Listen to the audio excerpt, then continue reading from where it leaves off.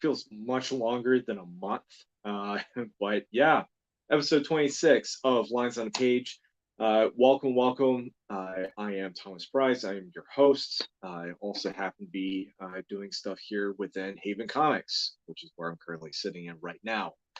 But yeah, it's been a month. It feels much longer than a month. And I think some of it just attributes to the fact of current project that I've been working on with Reed Beeman, leading into the Huntsville Expo, leading into Free Comic Book Day, and all the other stuff in between. But all of that aside, we are going to quickly do some housekeeping real quick just to start off the show. If you're wondering where Haven Comics is, it is located at 1871 Slaughter Road, Suite F in Madison, Alabama. And if you happen to like the show, any other show that we happen to do here through YouTube, please remember to like and subscribe. Every like, subscribe, comment, share, it helps us out immensely.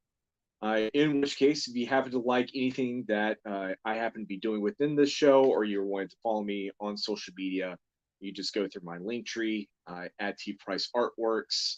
So I'm there on Facebook, Instagram, Twitter, as well as Tumblr, Mastodon, Hive, and also Patreon. But out of that last four, Patreon's really the only one I happen to use the most. So all of that aside, we're going to go ahead and just get right down into it. So for those of you who do not know what's been going on within the month of May, I actually have to be doing a little impromptu prompt thing. It's more of a weekly prompt than it really is a strictly daily prompt because the current workload, I can't do 31 anime characters, but I can muster in at least 15. In which today I just happen to be doing Son Goku from DragonBall Z. Most people in the general public will just refer to him as Goku. Those of you who happen to be fans of Dragon Ball Z will know him infamously as Kakarot. But for those of us who watch Dragon Ball and have read Dragon Ball Z, probably will refer to him as Son Goku. So that's just for those of us who just happen to be, long in the tooth. Kind of showing my age here. But yeah, DBZ. What can I say about it? It is one of those kind of benchmark series that happen to have really basically ricocheted the entire shonen type thing really into popularity, especially in America. It was already, a genre that was already at a decently good status in Japan. It's just after when you start getting into the 80s, especially into the 90s, with Dragon Ball leading into Dragon Ball Z, it really just skyrocketed itself into popularity. And especially with the help of Cartoon Network putting out Toonami, this and a bunch of other shows, it really helped the popularity of the series to get into the everyday household within America. So definitely a lot of good things regarding that. Toriyama is one of those interesting guys who likes to make food puns all throughout the series, especially with the name of all the characters. So in this case, Goku's real name is Kakarot, which is just a play on words of the word carrot. Emphasize a bit more to the fact that he's wearing an orange suit. So looks like we got some comments going on. Jay, hey man, hope you're doing well. Thanks for being back home and finish my lawn. No problem.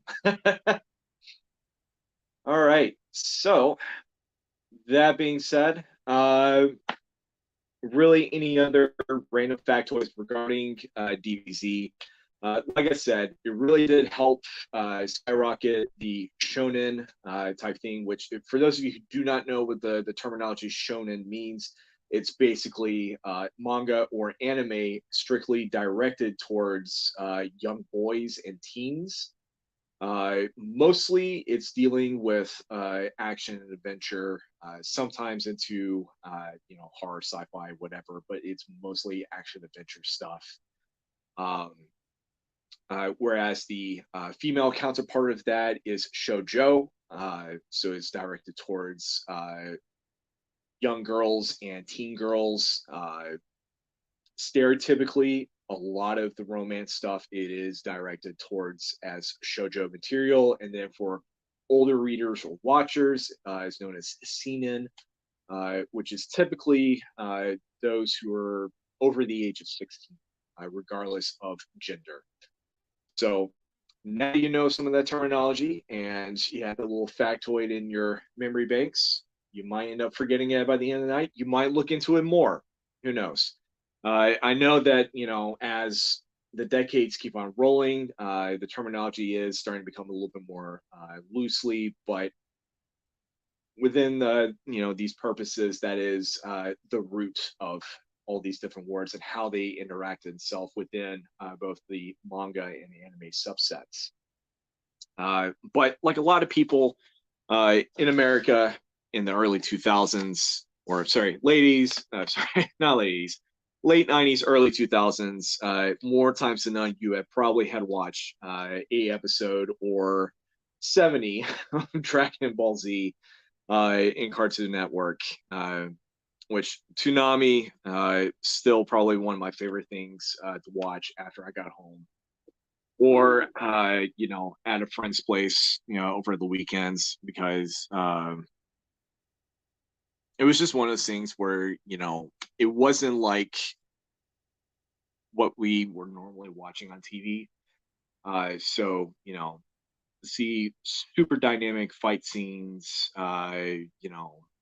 interesting humor, a different take on what could be considered as a trope within cartoons and stuff like that. It was just all really interesting stuff and totally new and obviously foreign because it's not American, it's Japanese. So there's like an entire culture subset of things you would have to, if you really wanted to, really delve into to understand and get better context on stuff. So that being said, with this drawing of Son Goku that we're going to be doing, obviously kind of want to put him in a martial art pose. Makes sense because he is within, as the series keeps on progressing, he does end up becoming basically the martial arts god, basically. So going off of a couple of different references, but one of the interesting things that I like doing and what I like showing is not really so much me doing this in my style, but more as me interpreting characters, and something that gets lost with a lot of people whenever they're trying to do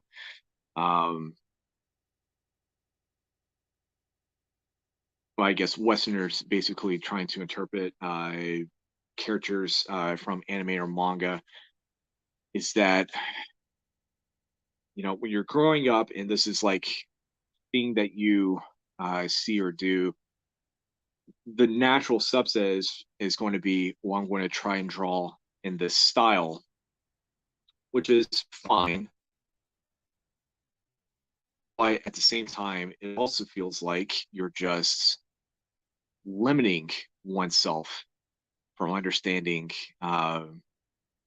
you know, the basic core things like anatomy and uh, why, this style and this type of thing, why is it appeasing to you? And that was one of those really daunting type questions that even I had to ask myself growing up. And it took a while. It's not one of those things where you've got the answer. And I probably will expand upon that a little bit more, maybe in another episode, or maybe during this episode. I don't know. But in short, it's definitely one of those things where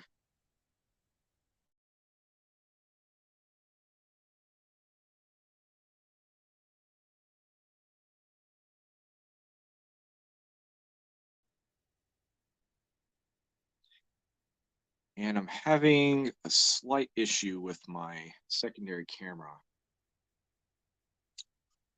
So I'm hoping that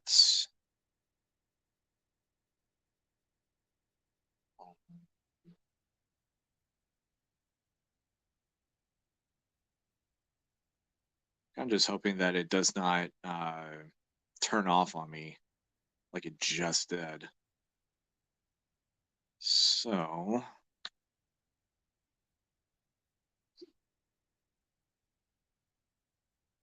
yeah. Um,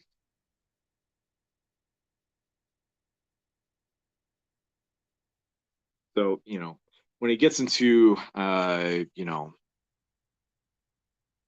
drawings, especially with Toriyama style, he's very cartoony. There's a lot of exaggeration, especially within the muscles, but his style was super kinetic. And I think a lot of when we're looking at, say, like the '90s image stuff, uh, we can also make the same argument in that well, that was the style. Everything was just how extreme can we make it? Uh,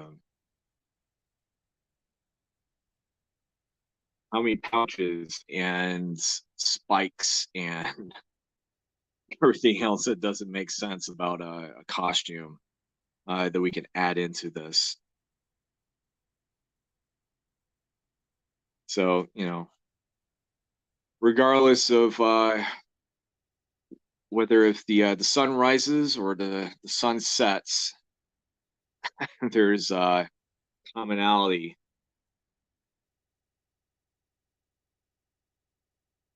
Regardless of where you are in the world when it comes to the realm of comics.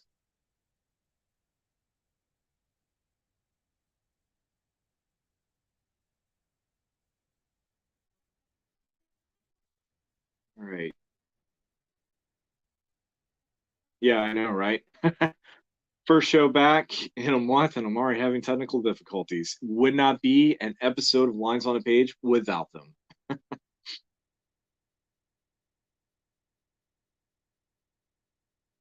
So, obviously, some of the more prominent features regarding Toriyama's style is just the over exaggeration of how he draws bodies,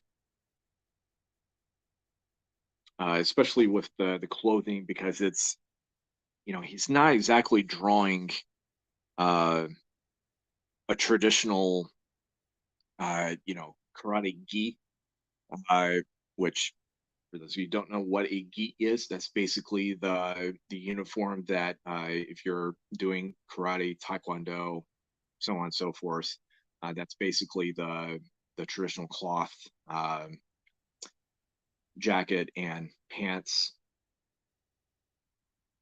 And I don't know, his take on it is interesting because even though Toriyama is obviously Japanese, and even though the character Son Goku is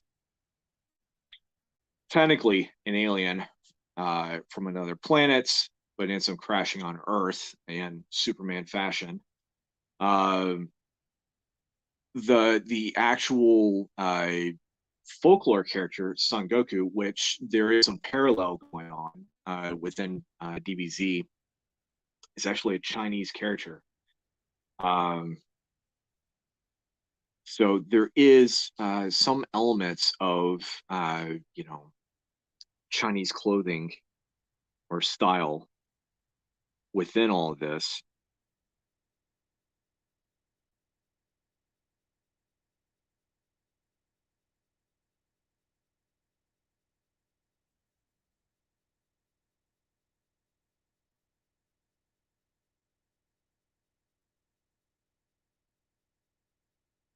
And there's even more Chinese parallels, especially with like folklore, mythology, and all that stuff within the series. In fact, I think one of the characters was like a part of the Red Army, and at least in the first series, Dragon Ball. Gosh, man, I haven't really even thought about you know the lore of the characters in the series and all that stuff in forever. Um, so there is going to be something I am going to do a little bit different, but at least trying to make it as close as possible to the original, and that's going to be the hair, the very iconic, spiky, wavy hair thing that Goku has. But I am going to not make it as weird as possible, but I kind of like, I don't know, it's just one of those things where I'm just gonna not really do my thing with it, but try to give it a sense of that there's some element of realism to it. All right, so got that down, and I'm going to start getting rid of some of these lines.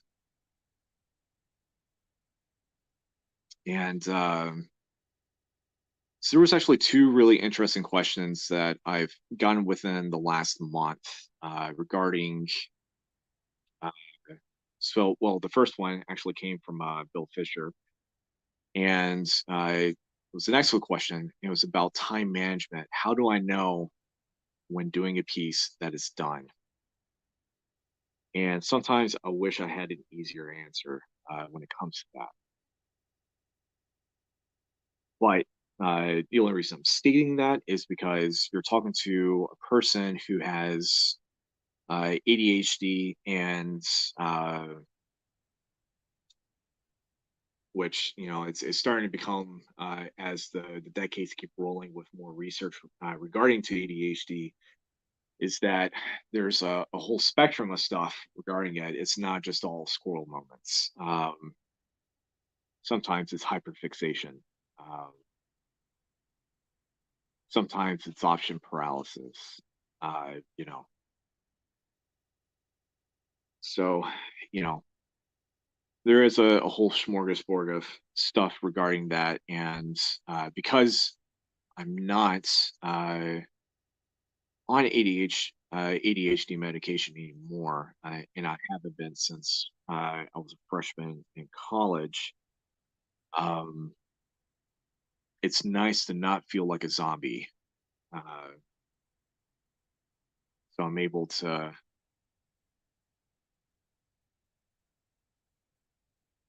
find a little bit more joy in life. But at the same time, I basically have to military drill myself, excuse me, uh, to get into the rhythm of doing things. But going back to the original answer regarding time management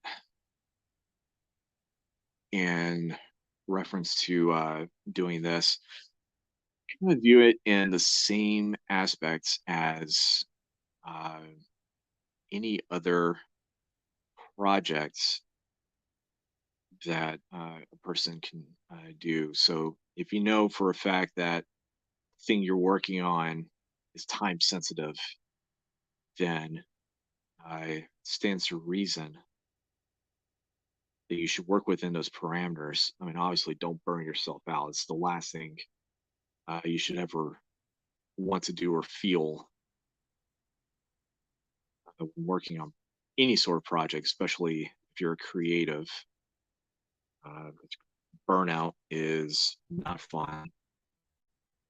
You're talking to someone who's had to experience it several times within the last couple of years. And most of that was just because I was stuck in jobs that I basically had to use my creative mindset strictly for this full time job, but I wasn't reaping the same kind of benefit as doing art full time. that puts a giant drain in one's ability to do anything creative. But if you feel like the thing that takes you the most time to do, like you know, drawing a hand or backgrounds or clothing, practice. And I know that's a very band-aid type answer, but in reality, we're going to look at this as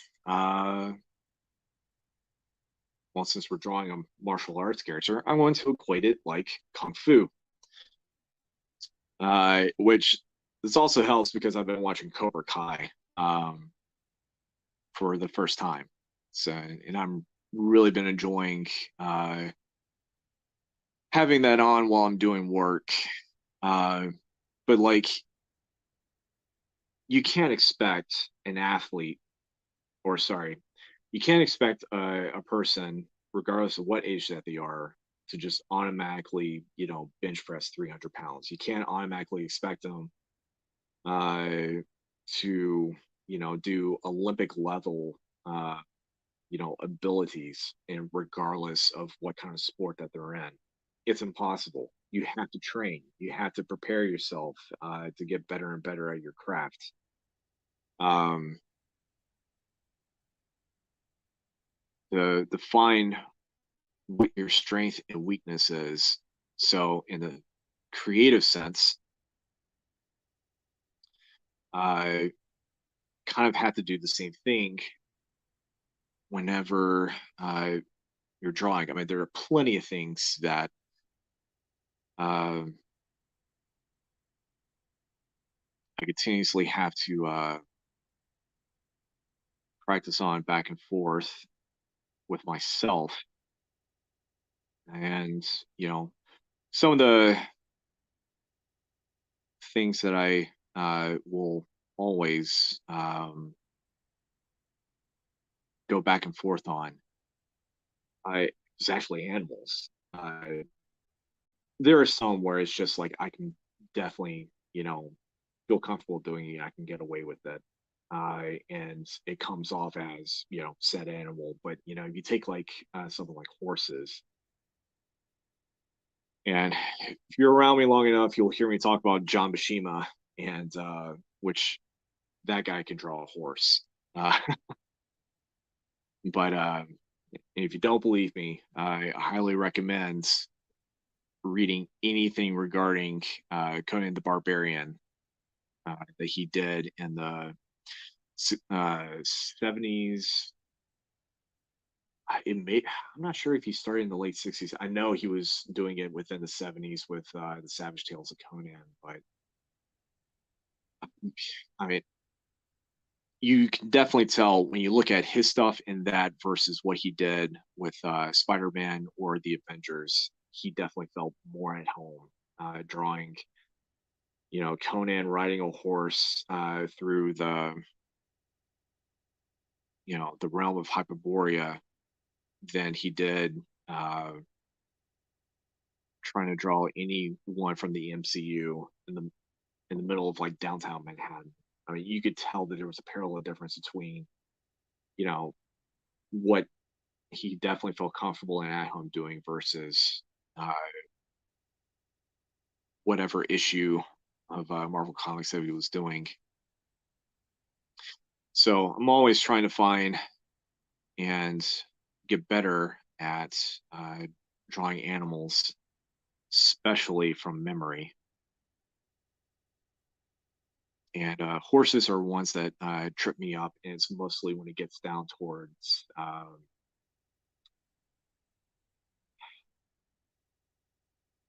depending on the angle. It really depends on the how much of the front end or the back end of the horse that I'm showing. And the other part of it is when it gets down to the hooves, because there's a specific bone structure um, when it gets down to that area. So that usually trips me up, and I have to have like, who knows how many photos and books right in front of me, double and triple checking my work and making sure that I'm actually drawing the same breed of horse, and I'm not actually drawing a Clydesdale on one picture and Andalusian in another.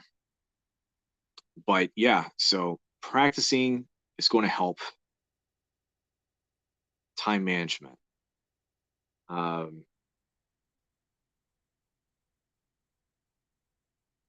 and I cannot be any more serious about that. Um, so, if wildlife trips you up, practice drawing wildlife. Start your day off, drawing that for a while before going into whatever it is that you're about to work on. And it's pretty obvious. You won't see a drastic change within the first week or maybe even the first month. But if you take something that you have been working on for a year and start with whatever it was you're working on the first time you did it versus the 365th time that you have done it, or 66 if it's a leap year, you'll see that change. You'll see progression. And if you can't see that, ask someone who normally does that for a living, whatever it is, mechanical stuff, animals, whatever. And they'll let you know. And then it leads to the next part, aside from practicing, is which I have talked about several times. There's a giant difference between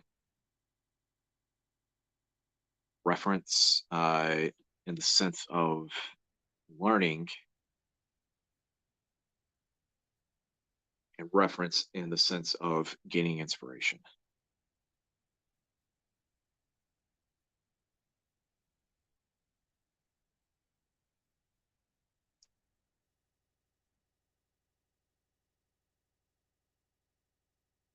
So like,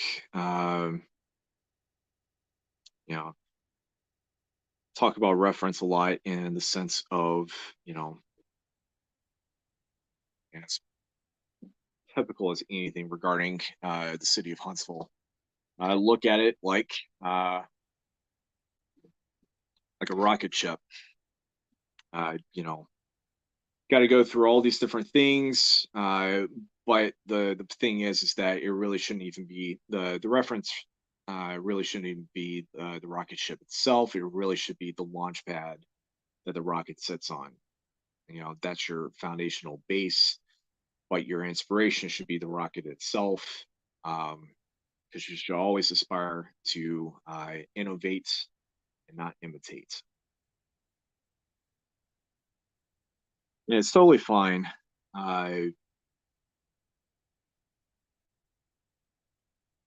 Learning things reference wise, because if you ask me to draw 1968 Challenger, there's no way possible I can do that off the top of my head. There are some people who they can do that.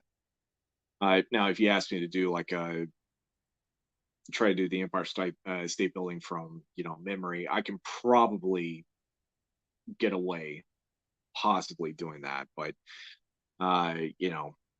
specific eras of like vehicles and stuff like that, I have to definitely use reference to look at it and try to get it right, because you're going to have that one car enthusiast who's going to be like, push their glasses and be like, well, actually, uh, those are kind of people that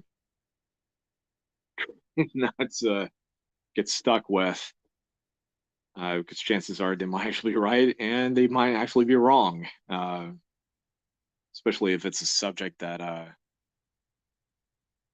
that's your degree in. Oh gosh, that's like the worst people to have to deal with after college. Anyways, that was a total side tangent about that. But yeah, so references should always be the launch pad, which your inspiration and innovation springs off of. Never the rocket itself. So I'm flipping this over just a bit because the house sigil that's on the back of Goku's gi is I know it's always, as far as I know, it's always been the same on the back, but on the front, it's changed throughout the series and the different story arcs. And I think it's just because of whoever his sensei ends up being, his allegiance to that sensei, the thing changes. That's just me guesstimating. Because it does change whenever he's with uh, Master Roshi, it's one sigil, but when he's with Kami-sama, it's with a different sigil. But anyways, don't have to worry about the front one. It's just the back one. And it is kind of specific, but I want to check on the chat real quick. I noticed Saturday that whenever I walked in the back room, my signal would get wonky. So I'm really not having like wonky signal thing. It's really just for some reason my phone, and this is the first time this has ever happened with using my phone as a secondary camera, that the screen is starting to like go black like right before it's about to turn off or turn the screen off. And yeah, that's the first time that's ever really happened. So, but whenever I notice it, I just gently tap it and it comes back to life. And I really feel like that's what she said joke just brimming in there somewhere. And now our rating just went from PG to PG-13. Woohoo! All right. So, sigil on the back. We've got um, line right here separates this, this, then what kind of looks like a house.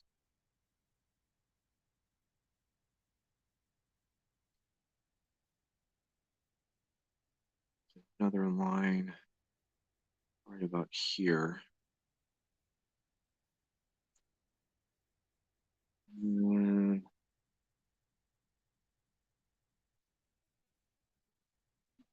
actually, need to arc this line just a bit because if we're looking at his spine, is technically like right here. So, which not all decals and insignias and stuff like that are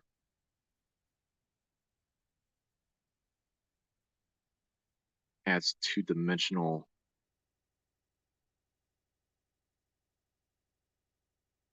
They usually show themselves, but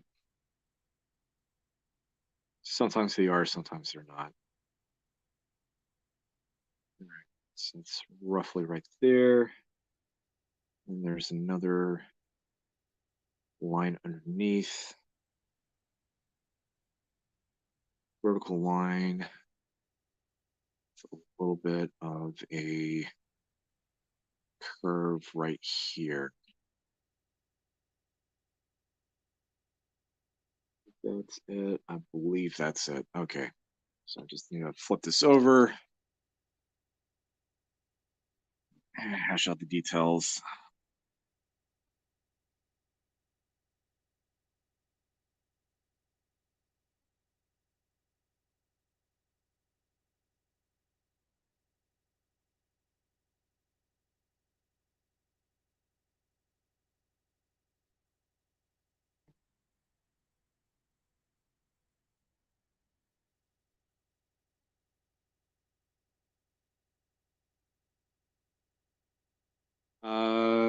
Okay, so yeah, that was the first question that I got this month. So just the same answer I basically gave to the bill. And the second thing was I was talking with James. I think this was shortly after the expo. And, he was talking about, gosh, we were talking about erasers. And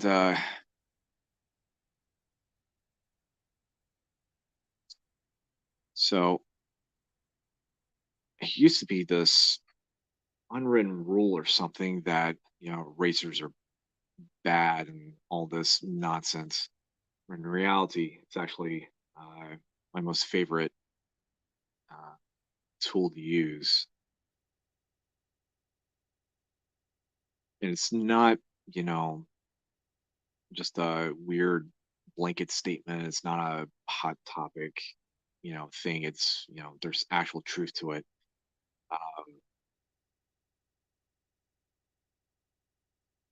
Because I would rather um, have the ability to create, to worry about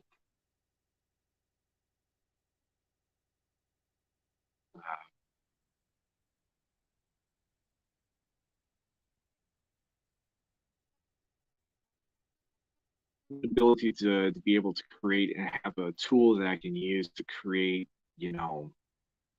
texture or negative space or something, you know, atmospheric. And erasers do that well. And so does white ink. So, and of course, I've got like three different erasers, and they all do three completely different things. I mean, obviously, they still do their main purpose, which is to erase. In which there's probably going to be someone watching this and be like, "Oh, really? Is that what it does?" Yes, it does. But obviously, it does more than just that.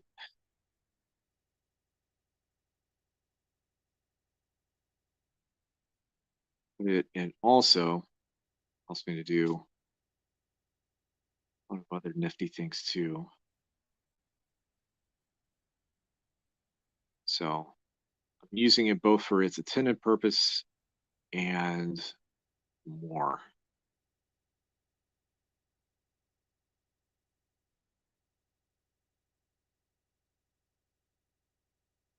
But I can see the argument with the classically trained, you know, basically saying, "Oh, it has to be all things have to be done by memory. All things have to be done this, and that." Which there is some merit to understanding the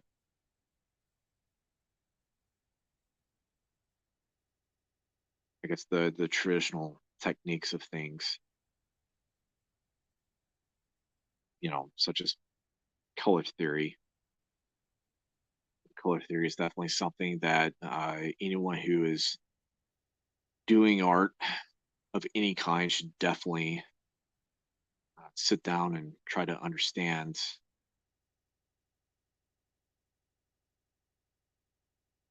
I feel like I'm just more of a mess of the sigil than I thought.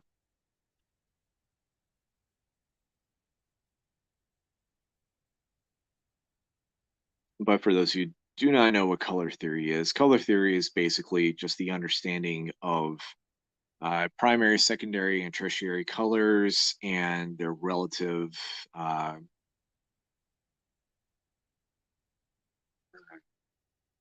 tones and shades,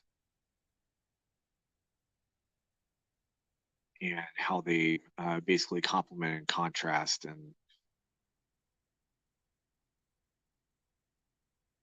why certain colors work better with others. Um, so, case in point,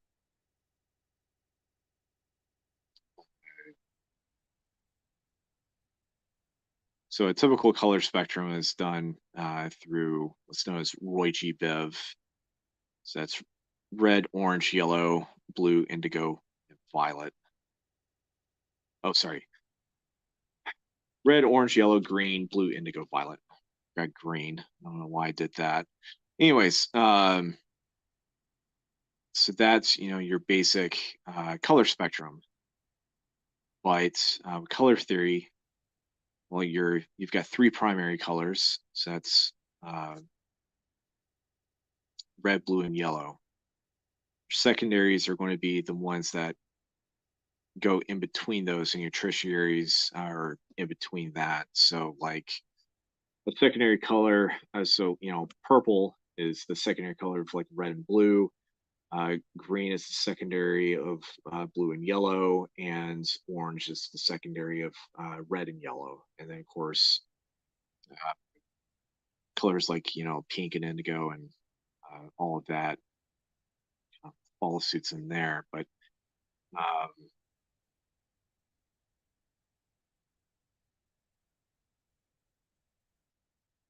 then you start to figure out like why um, yellow and purple work so well with each other, but yellow and orange do not, because they end up clashing.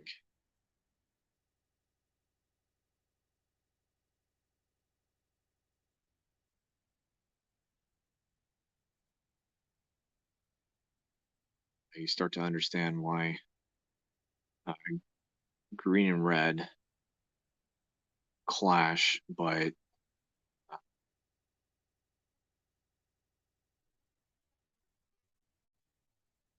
green and orange work well together.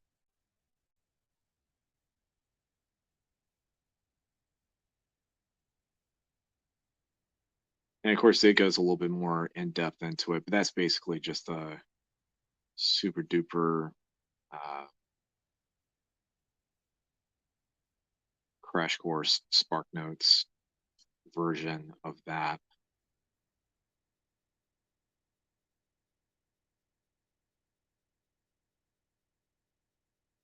Swear I will get this done.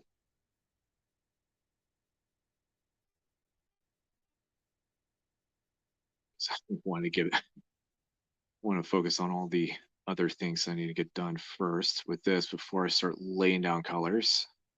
But we're actually doing quite well with time, which means that Alan is not derailing the chat like I was hoping that he was.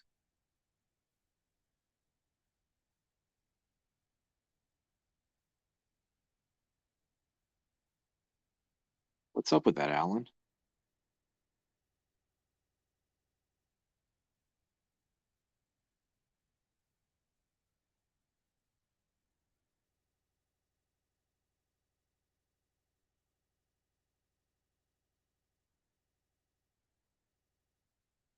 Let's see here. I think we've talked about racers. Yeah, yeah. Uh, yeah, certain racers will do things better than others. So, in case in point, like this kneaded eraser, which kind of run of the mill kneaded eraser, works well with really light pencils, such as like an HB pencil, which would be akin to say either a 0.3 or 0.5 mechanical pencil type uh, digit, and then a typical like this little clicky eraser that I've got from I think it's Pentel. Yeah, uh, that usually is just kind of like a basic thing, and because it's not a blob and it's shaped like a utensil, writing utensil, I'm able to make different kinds of actual lines with it, and not just like over taking over stuff basically. And then of course, your basic block eraser like this one. I kind of consider it as my nuclear deterrent, which is trying to get rid of stuff. There are some people, so perfect example would be like David Finch. Um, I was actually watching a video, I think it was like 2 Sundays ago. And, you know, he will, I'm not even sure like what kind of pencil he was using for his main lines. It looks like he's using like a 2B, or it's definitely not a 4B, but it's definitely looks like a 2B, which would be somewhere between like a point 0.5 or a point 0.7 type lead. And, he'll do the rough sketch and then like totally erase the entire thing and then just go straight to town with like type, pencil lines and stuff like that. I don't really do that exactly. Uh, I mean, I will go over and race over lines and stuff like that, just so whenever I'm putting colors on top of stuff, I don't have like certain colors, like certain line weights that should not be there bleed through with the color on top. Completely different if you're using something really thick like acrylic paint or oil paint that can, cover it up. But when you're dealing with stuff like, say like Copic markers or Prismacolor, those alcohol based ink markers, they operate almost, I don't want to say like watercolor, but there is a bit of transparency to the tone until you start getting into like deeper colors that are very saturated. And sometimes, pencil line, sometimes even the inks won't even show unless you do the inks on top as the last thing, which is something that I've learned through trial and error.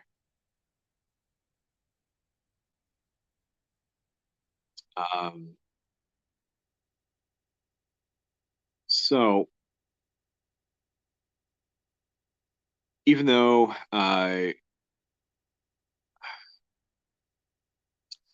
so this is where it gets really interesting as far as how I'm going to be drawing the face, specifically facial features. Uh, Even though Goku is technically a Saiyan, so he's an alien from another planet, his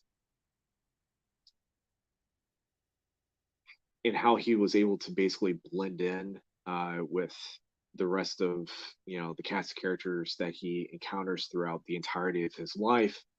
Uh, it's given the impression that he is, or that Saiyans just happen to look Asian. So, I'm going to basically try and do that with the face versus, say, like a character like Edward Elric, for instance, for what I did for day one when I was drawing him. All the characters in that, unless they come from a specific country that is not the main country that's in Full Metal Alchemist, basically the majority of the main characters in that are loosely based off of a very Germanic European type thing. Even though they're not drawn that way in the anime, they obviously, typical anime style. But when you're looking at, geography, clothing, names of characters,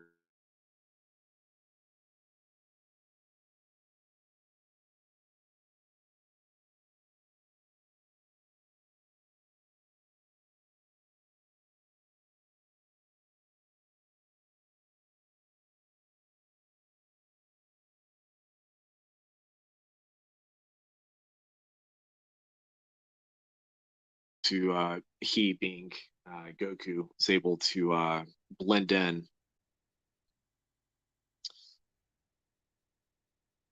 and not look out of place against all of the other Asian characters that are in Dragon Ball. So I'm going to try and draw him as such.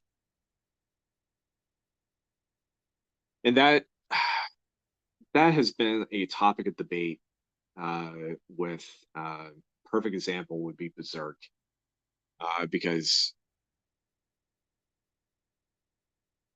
all all the characters from Berserk, unless they come from the country of Kushan, they're all according to the creator, all of them are technically a very European background, from a very fictional European place, which Miura was not a slouch when it came to his research and where he got the ideas of uh, clothing designs and armor and all that sort of stuff, which is all based off of specific um, time periods, uh, ranging from places like France and Germany all the way up to places such as Denmark and the Netherlands.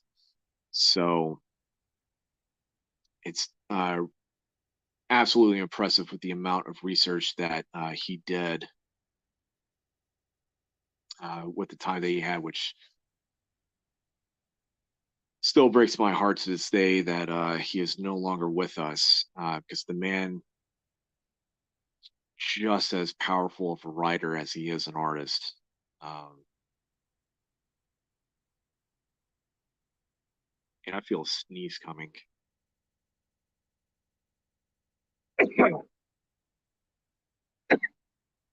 Sorry. Uh,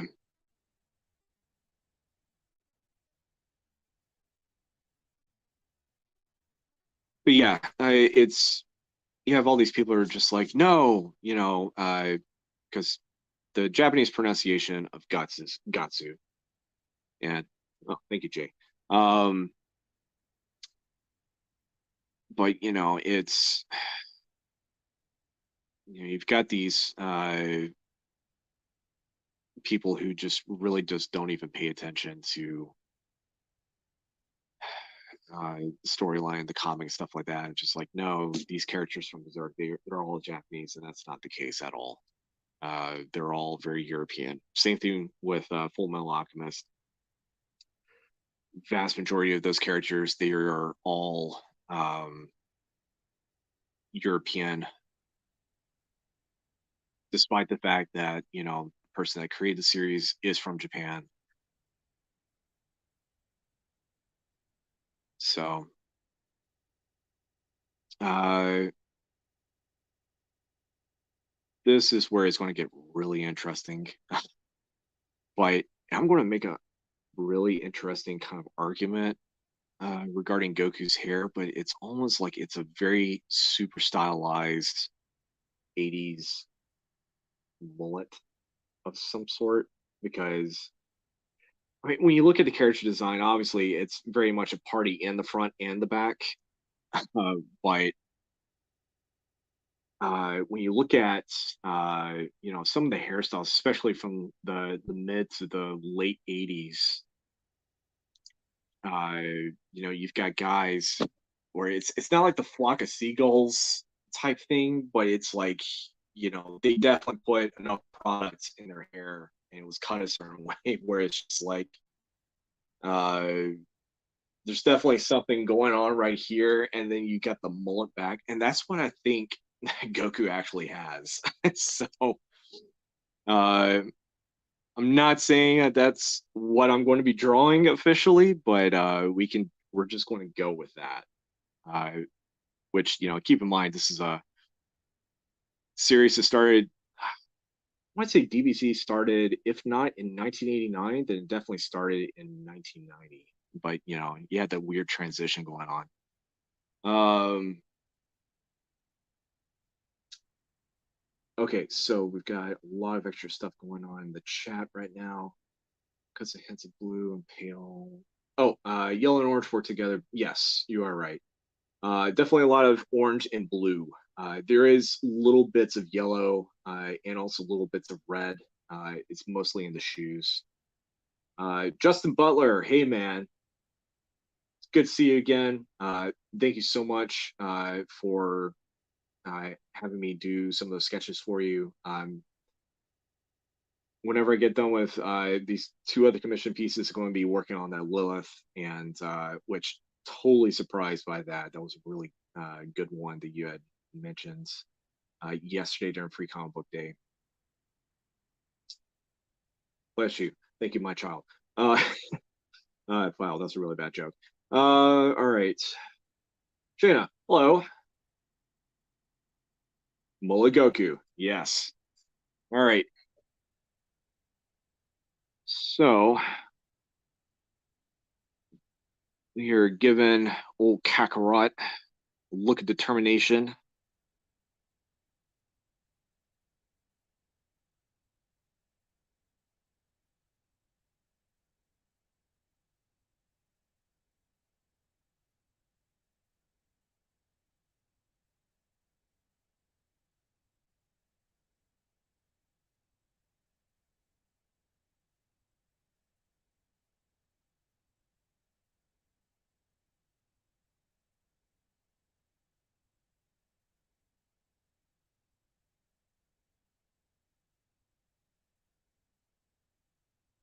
So try and do enough of a blend of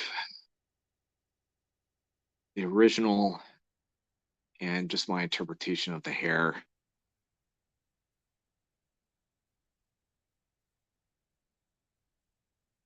All right. So neck, part of shoulder. So Vegeta's haircut is the same as Tetsuo's and Akira. They both have the just blowout, basically. But you know, these are also two characters that they don't have a forehead. They've got a five head. They definitely got something going on in the cranium. Um, but it's man, there was an 80s movie that I was thinking of with a specific actor. I just don't remember what it is now because it just went through my head and just quickly escaped. But um, it's not really a spiky flat top per se, but you know, the hair is definitely blown back and copious amounts of Saiyan hairspray for sure. Yeah. So when I heard that Diablo 4 was dropping and I saw that first trailer for it and the reveal of Lilith, I thought, oh man, they're up in their game. And saw some of the uh, stuff talked about with the game developers and uh, you know, with them listening to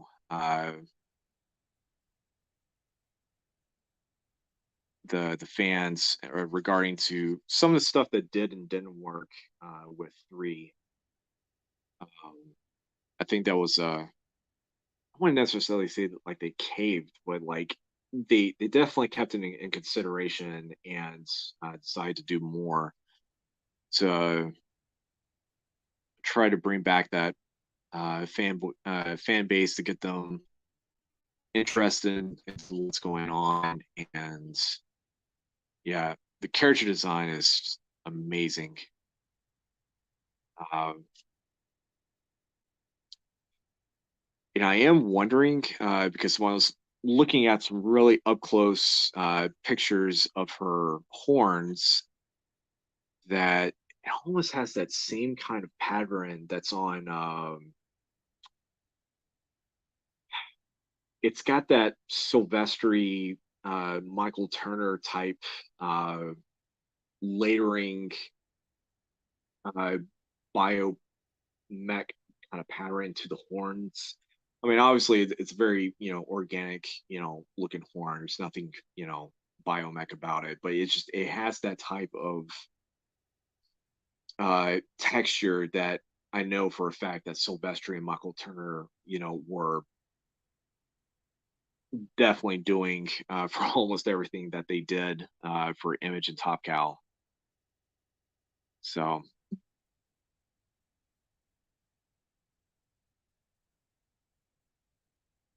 uh, so in the teaser trailer, it shows her basically kind of like existing out of nothing, and she's like dropping down after like everyone has died at the end of this little teaser trailer. I know there's a more official trailer where you actually get to see her, and not just like I guess a vision of her or whatever it was that you saw in the teaser.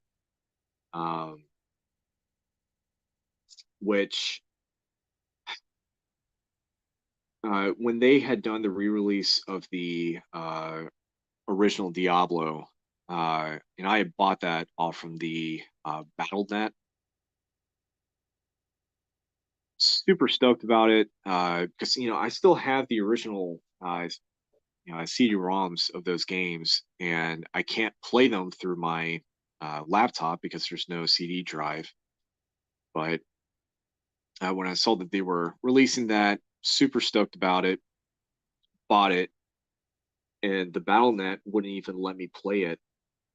Probably no more than like 2 or 3 times, and so it's just been just kind of sitting in my BattleNet account ever since, and I still can't access into it. It's really dumb. So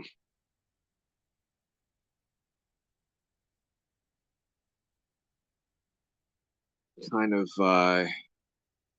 grinds my gears just a little bit to see, friends of mine that are able to play like Warzone uh, without any issues through the BattleNet. And yeah, um, I can't play a game that has offline capability. So, which I've never had this issue with Steam. So that kind of doesn't really make much sense. Um, so I'm just sticking with Steam, and hopefully at some point I can get a Steam Deck. Um, so just like the idea of having something akin to a Switch, but I've got a smorgasbord of stuff in my game library that I can play while I'm, you know, if I've got like downtime at a convention or something like that, I can pull that out and uh, probably play something.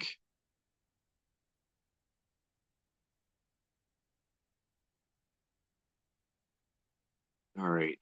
So just quickly erasing some of these lines, and then we're going to hit straight into the colors. And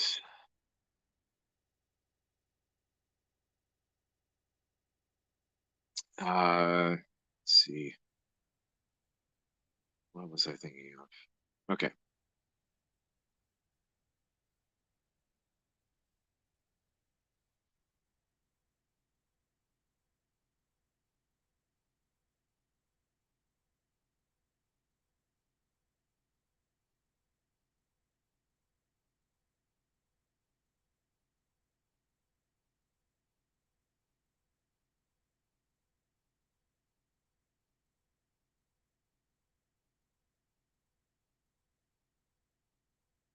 I need to double check the shoes because they've got a particular design to them.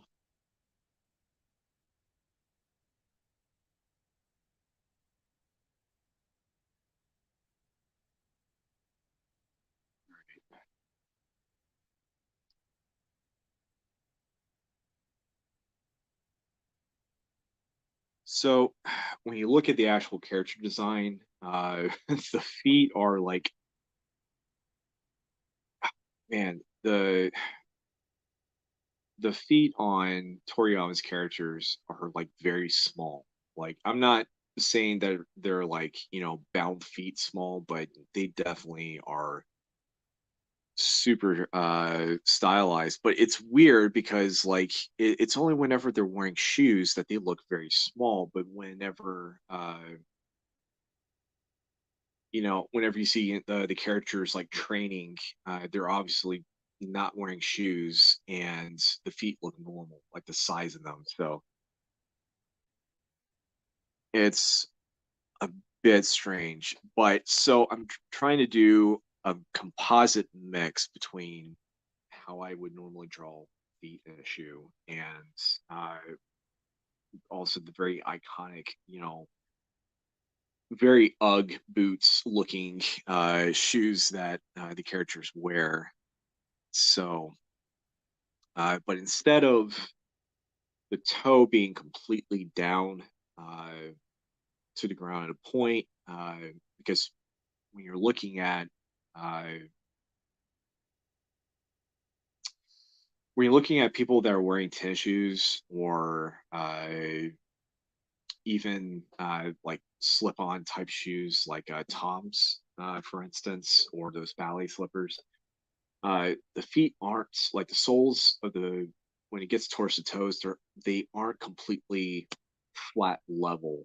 There is some slight bend up. So I'm going to be doing a little bit of that with this just to give it a little extra.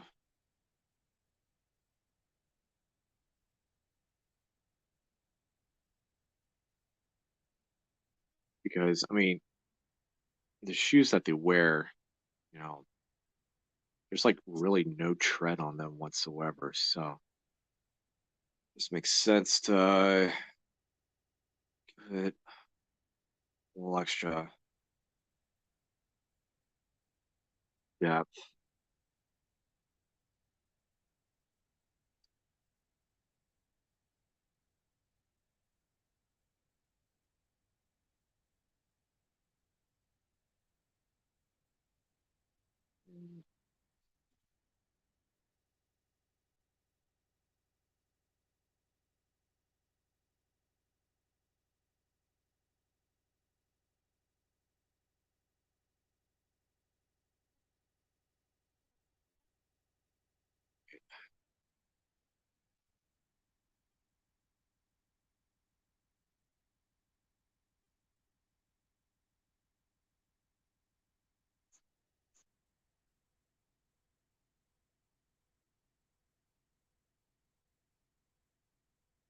All right.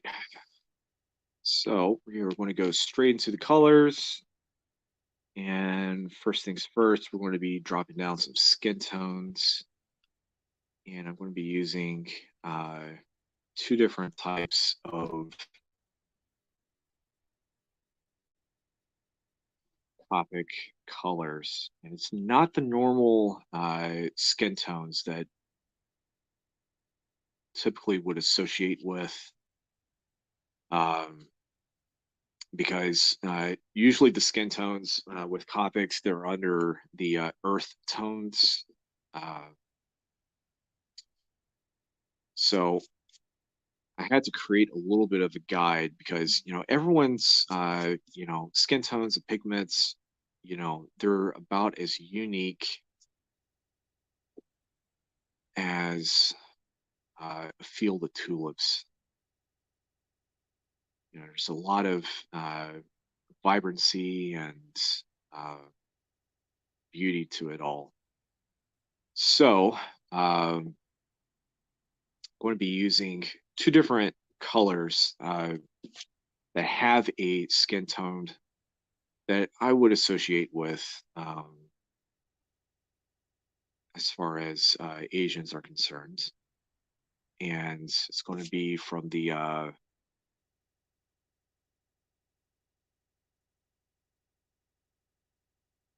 more pastel yellow red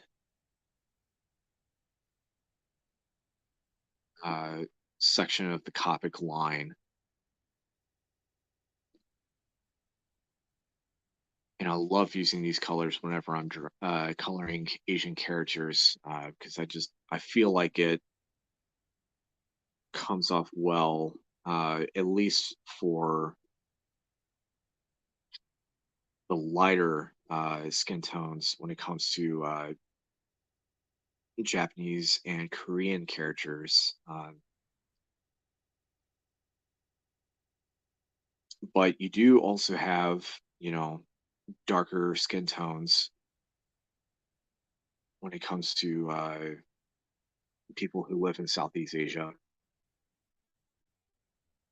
And China has a really interesting situation with the different types of people that live there because you do have like a mix of uh, European and Asian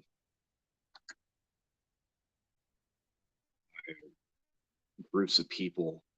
There's a specific name for them, but it's that really weird. And I'm wondering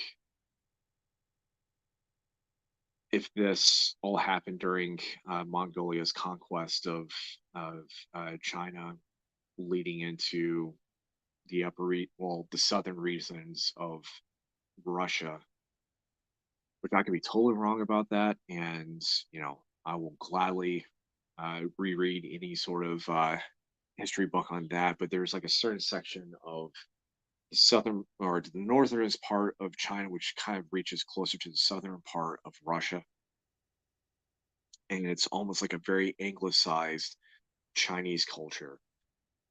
It's really interesting that they even exist. And so, like I said, I'm wondering how much that is due to the the Mongols taking over that part of the world, and how much of that is from the Europeans coming in for trading on the Silk Road. Because contrary to any Italian that tells you uh, noodles actually came from China, not Italy.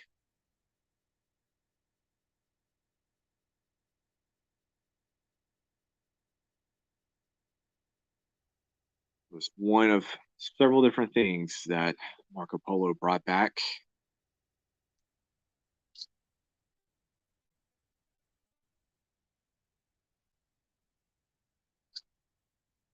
And the concept of noodle is one of them.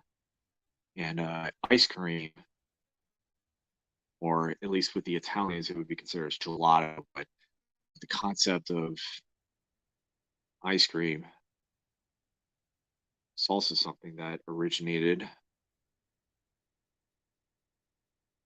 China as well, at least according to a uh, biography thing that I watched on PBS a couple of years ago. All right. Got some more things going on in the chats. See, I've been getting back into Warhammer 2. Yes. So I've been mulling over Warhammer pieces. Start small. Regardless if you're doing Age of Sigmar or 40K, it's easier to start off. If not,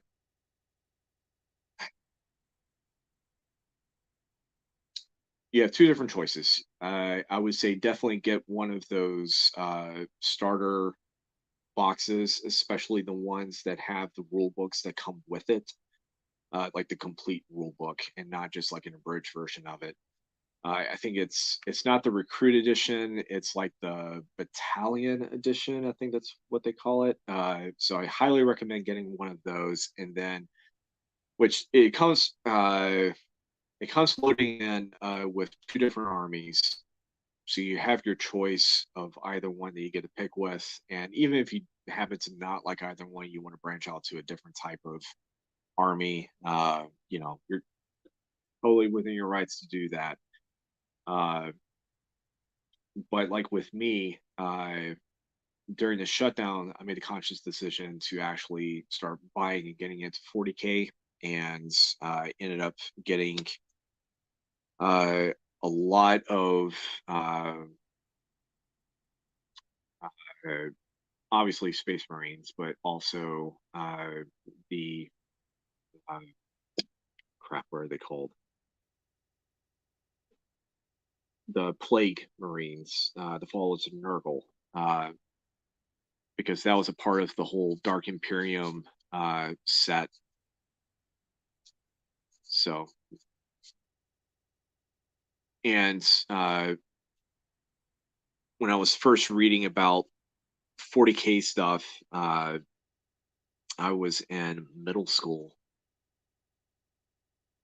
and there is a comic that I ended up finding on a school trip at a if it wasn't a Barnes and Noble, then it was probably a Borders.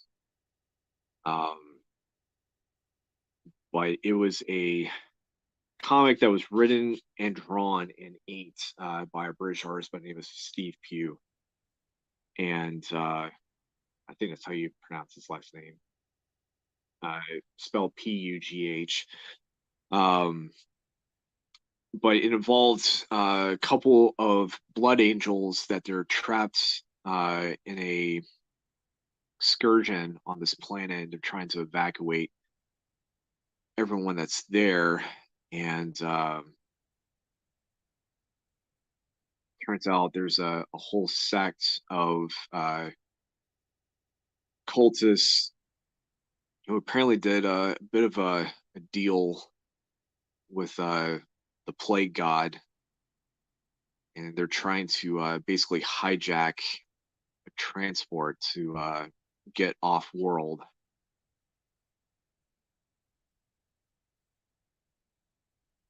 Which the comic in question is called Obvious Tactics. You can probably find a trade of that on Amazon for like less than $10. But it is absolutely fantastic because it's there's no color in it whatsoever. It's totally black and white, so it feels like you're reading something that could have been printed as a magazine size, type comic, like uh, like Savage Tales of Conan or Solomon Kane, or just it has that kind of feel to it. Pew's, even though it's all 40K stuff, it has a bit of a John Bashima feel to the artwork. So it absolutely blew my mind uh, as a 13-year-old kid, uh, you know, getting into this stuff. And of course, obviously did not have the money uh, to invest in getting it. Then uh, mom was did not like the idea of that, but still to this day, the magazine that I saw when I was in middle school, it was probably the most heavy metal badass thing in the face of the planet, and it's these Astra Militarum, and they're like, kind of turn around this shocked whatever, and there's a orc in a giant mech suit, and he's got uh basically the heads and helmets of conquered heroes dangling off of his belt, uh kind of looking like the testicles you would put on the back end of a truck. But you know he's just kind of like busting through a brick wall like the Kool-Aid man, and surprising the Militarum. They've got their las guns aimed at him and all this sort of stuff, and that was a super, you know I've never seen this before in my life. What is this? I gotta know what it is. Kind of shocking moments for me, because like the idea of like elves and orcs in space, didn't even think about that as a kid. I've always considered it to be more of a high fantasy, Lord of the Rings, D&D sort of situations. So like the concepts of like finding out about things like Shadowrun and all that sort of stuff. It's totally new. Um, I could understand like cyborgs and androids and aliens and all that sort of stuff existing in space, but like space elves, vampires, and werewolves on uh, in giant cruisers going through light speed, all that sort of stuff. It was just mind blowing to me. Anyways, so that got me falling down the rabbit hole known as workshop. But yeah, so I started off trying to learn how to play during the shutdown. I've only played like maybe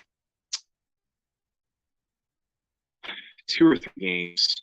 Of course, the editions have changed, so I've got to keep myself updated. And I do like the retreat fire option that you have uh, with the Space Marines, or it's either a retreating fire or it's a charging fire. I forgot which one it is, but it's definitely one of those things where it's just like, oh, that's actually an interesting game changer to the tactics. But um, yeah, so I started off painting off Marines as the Ultramarines, and probably going to be stripping off the paint of that and repainting them as Blood Angels, because that is technically the first Space Marine chapter that I've learned anything regarding Warhammer. And it was partly because of the obvious tactics thing. Um,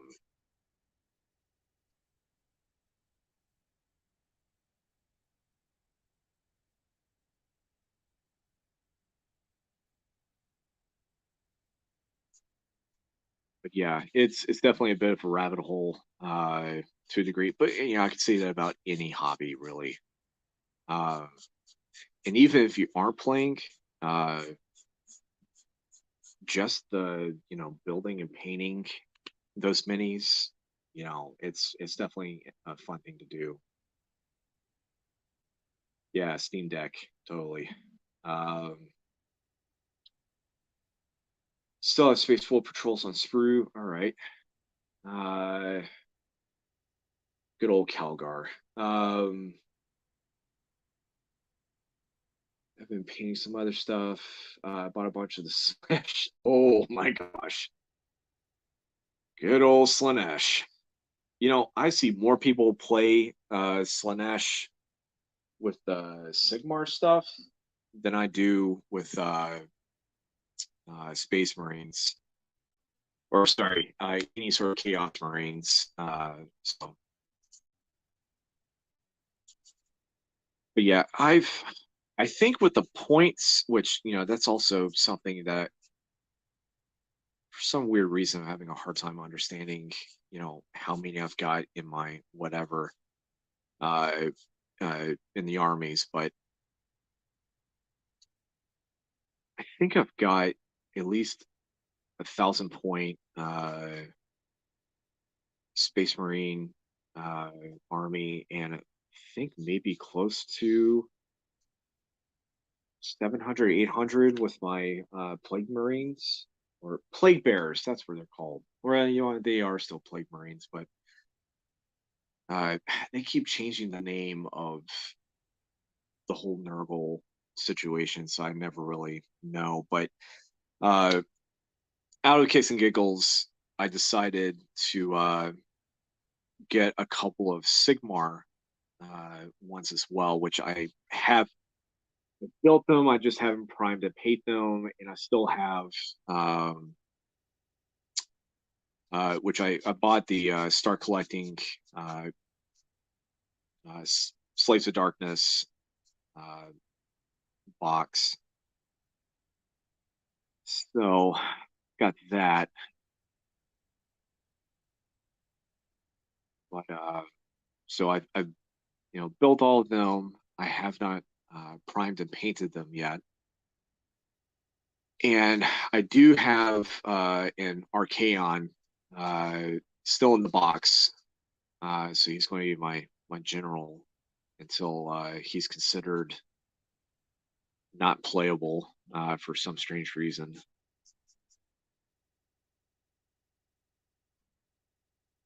But the model itself is just, well, first off, it's a beast of a model to begin with because it's basically that tall.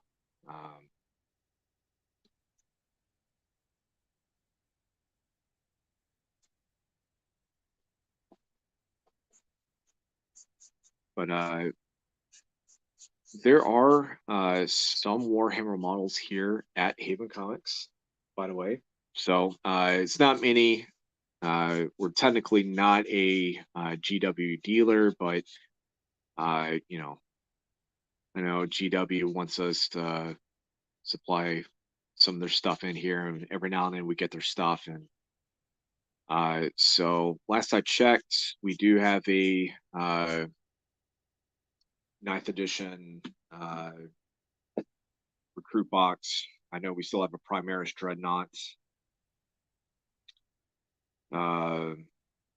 Actually 2 recruit boxes and a Primaris Dreadnought, and I think 2 of the little Sigmar paint kits as well. But that's basically the end of that. But there are other stores that are like really into selling the GW stuff, and a lot of people go to those. So no skin off our teeth. But yeah, 10th edition is coming out this summer. So not sure exactly what's going to be the what's changing, what's staying with the rule set or anything like that. So hoping to get into that a lot more. But until then, I just enjoy building and painting the models. And weirdly enough, painting the minis, it's given me a better appreciation of trying to build up some accuracy to using an actual brush when inking this or art in general.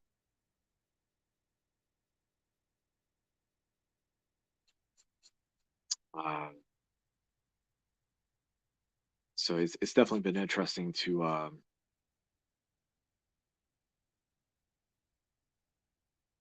try to get better at my strength and my grip to have a better control over a paintbrush when painting. So I'm always finding a better way to do that. As always, an exercise of patience.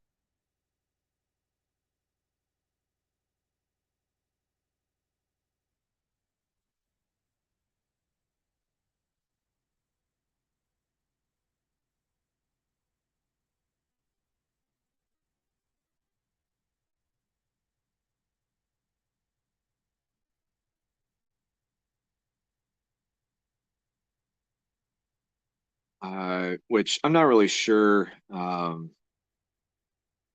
what to even call the painting method of choice whenever I'm doing those models, but like it's a mix between uh, like a close enough parade ready type thing, but I'm also doing a lot of dry brushing.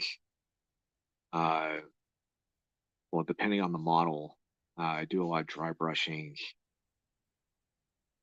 Just absolutely just enjoy doing because it's probably the closest thing to the Bob Ross smacking the paintbrush against the easel I could possibly ever do to anything. of course, now I can't even think of that without thinking about the second Deadpool film,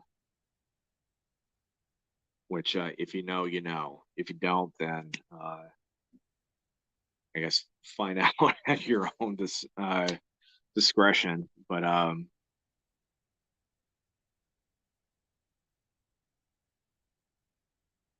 yeah, and then now apparently there's this new method of painting minis called slap chop, uh, which at first I thought it was a joke. Just until I realized, oh no, this is like an actual uh, method of painting minis now, which is to try to get uh, people who don't normally paint minis to have a method that they can understand and get into it, which if I remember correctly, it's like a mix between using the contrast paints and dry brushing.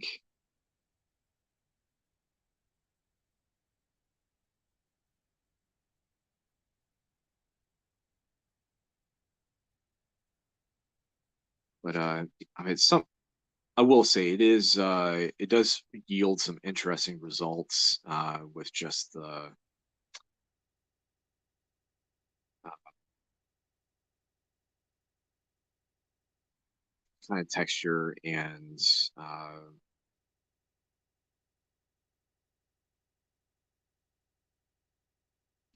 guess the trying to think of the word.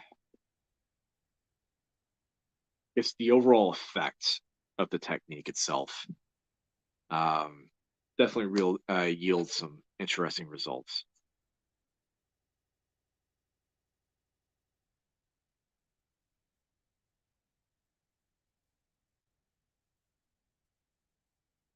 Um, Maybe at some point I'll get into using an airbrush because I do like the process of zenithal highlights before dropping in your colors. Because the videos I've seen of people do it, it looks absolutely beautiful. Man, guys like Miniac and Ninja on YouTube, they just make that whole thing look just like it's nothing. I just don't have that kind of I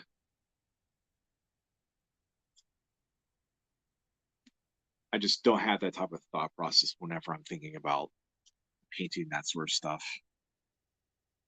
I think I'm just more into the journey and I guess shutting this off and focusing on what I'm doing.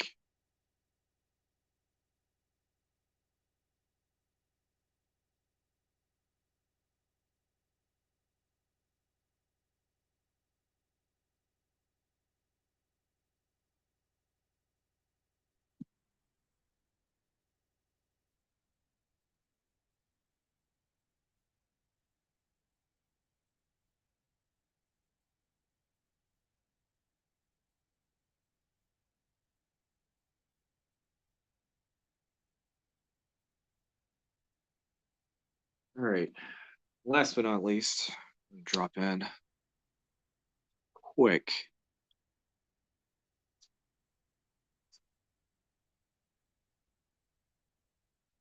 uh, which I'm using a very dark, cool gray for these highlights, basically.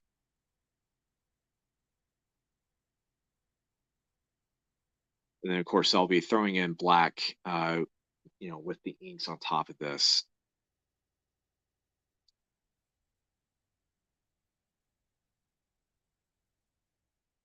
Of course, I just absolutely love how we go from talking about Dragon Ball Z to color theory to Warhammer in an hour and a half while I'm drawing a character from DBZ.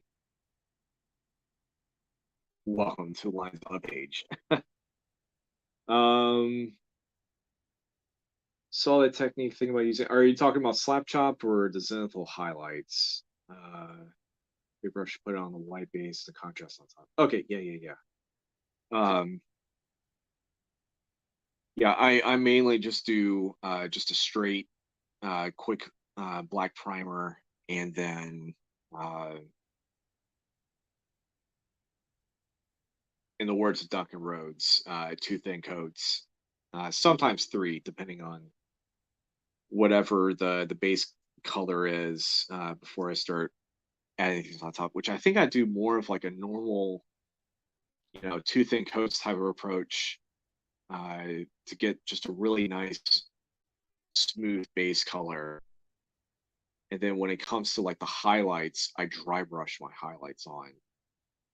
Uh, so, which I learned that technique from a painting manual for, I think this is during either seventh or eighth edition, whichever edition that was that Dark Imperium was doing. I want to say that was maybe eighth edition. But yeah, saw that in a book uh, because it was a technique for one of the hero characters, and I thought I really like that technique because you've got a solid base and got this interesting effect for a highlight.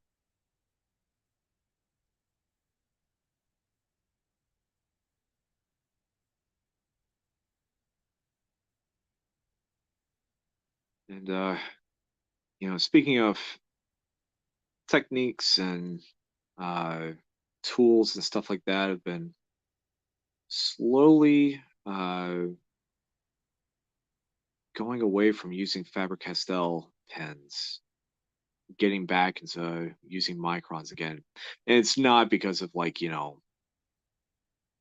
money difference. There's really not much of a difference between how much you would spend on either.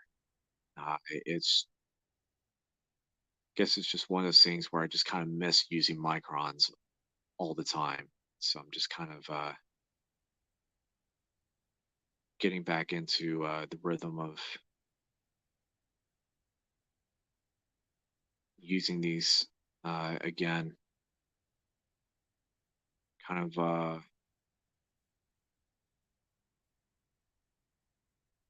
oh gosh, what's that song? Uh, Sound of Silence. Hello, Darkness, my old friend. It's kind of how I feel like whenever I open up my pencil bag and I'm looking at my microns and I never use them. I'm just the moment that I do use them, it's just kind of like you hear Simon and Garfunkel in the background.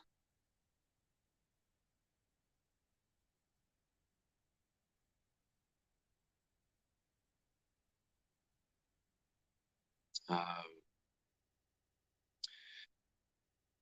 so going back into the realm of art and techniques and whatever, I've been deep diving into the works of a specific image artist by the name of Travis Charest. If you don't know who he is one of those generational comic artists that when they come in, they do their thing. It's that's their style and that's their thing, and how they do it, and the stuff that comes out of their work is just absolutely it's mind boggling half the time. Uh, and I definitely put him up there with guys like Arthur Adams and Adam Hughes. Even though uh, Charest,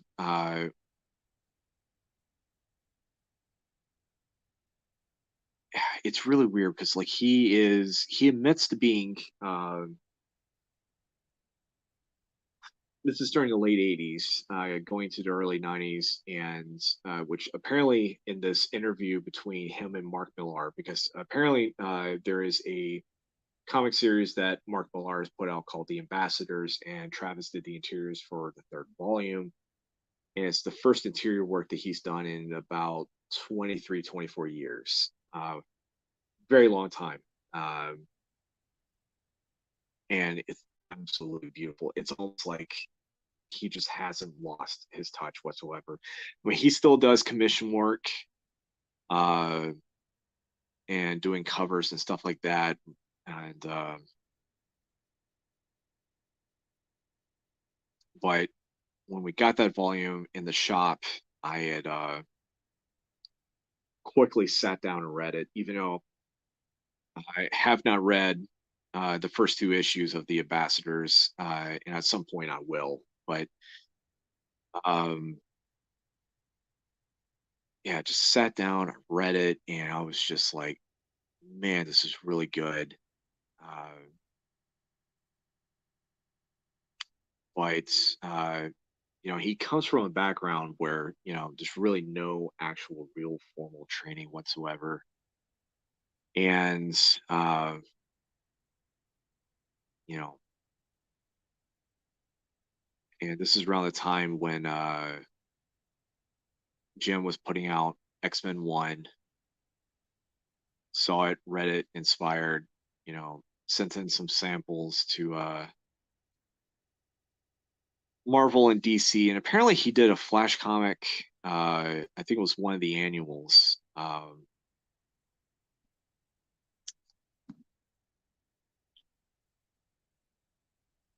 And then he ends up getting picked up by the Image guys.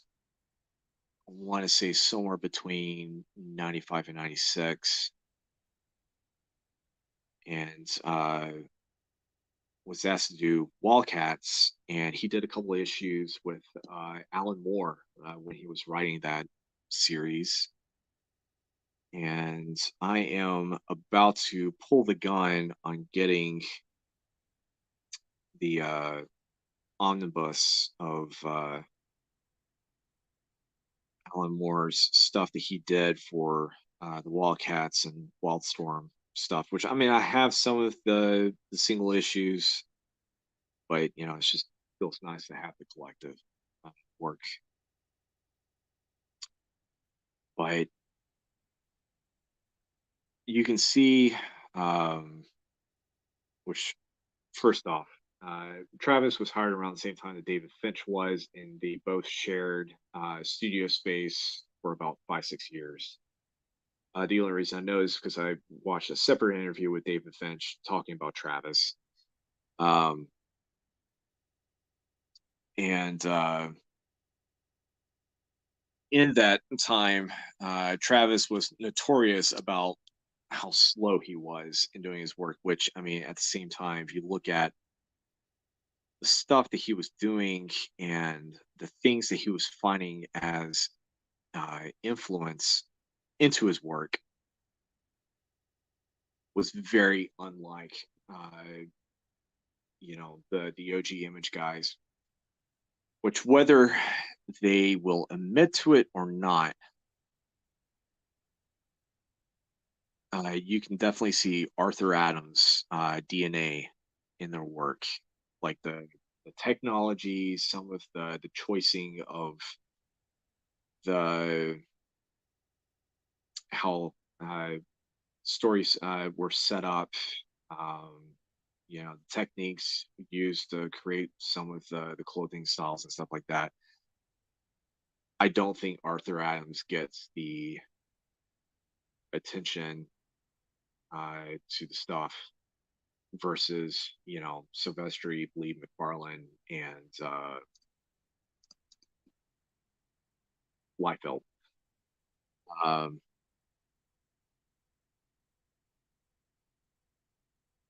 because everyone's just kind of hung up on Ace 300 or X Men 1 or X Force 1. Um,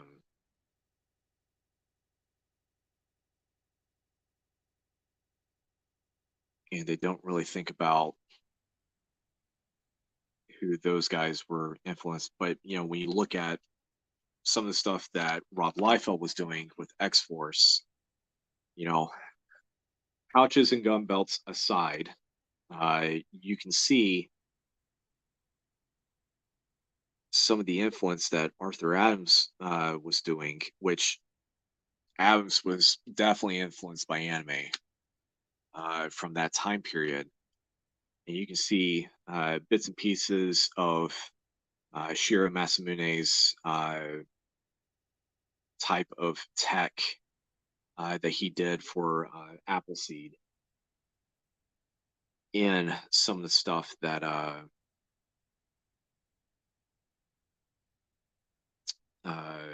Liefeld was copying, and which, weirdly enough, Arthur Adams actually did several covers for the English translations of um, Appleseed when it was released by Dark Horse for U.S. readers or just English readers in general.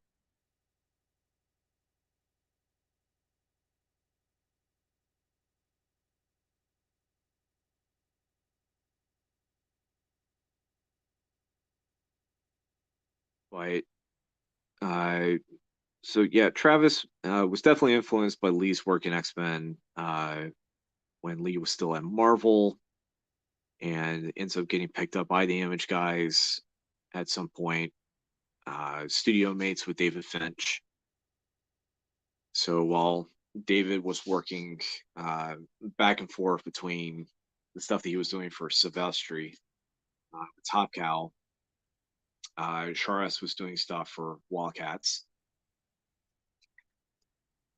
and you can definitely see Lee's influence in Charas's work, but at the same time, Charas was kind of putting his own thing on stuff because he was also very influenced by a lot of which, keep in mind, it makes sense because he's Canadian, but was definitely influenced by the French artist Mobius. And you started to see that more and more later on in his work,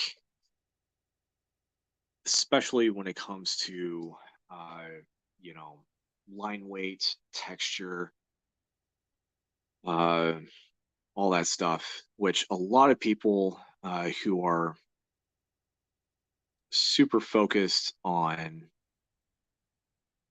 his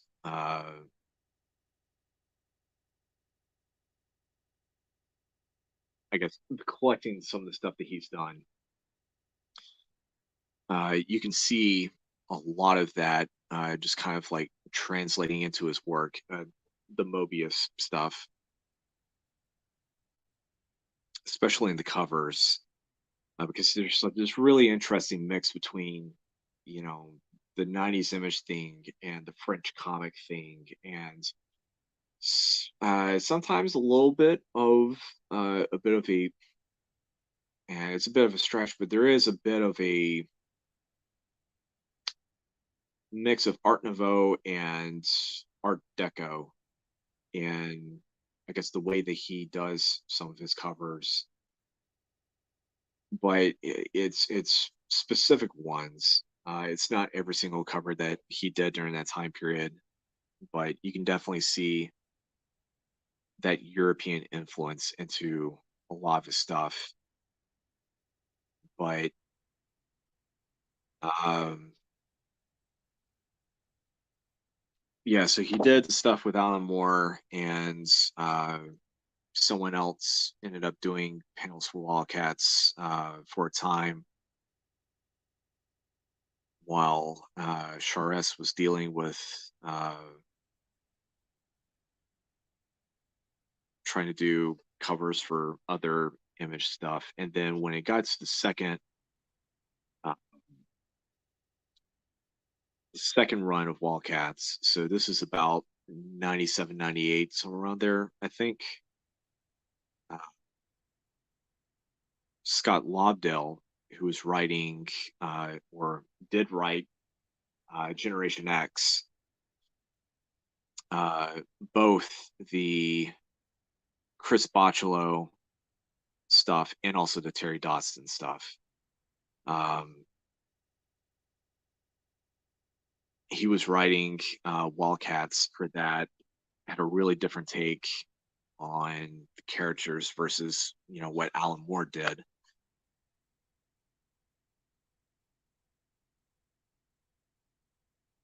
And I hate the fact that Charest wasn't able to do pages as quick as you know, say David Finch was doing pages for Darkness or Ascension.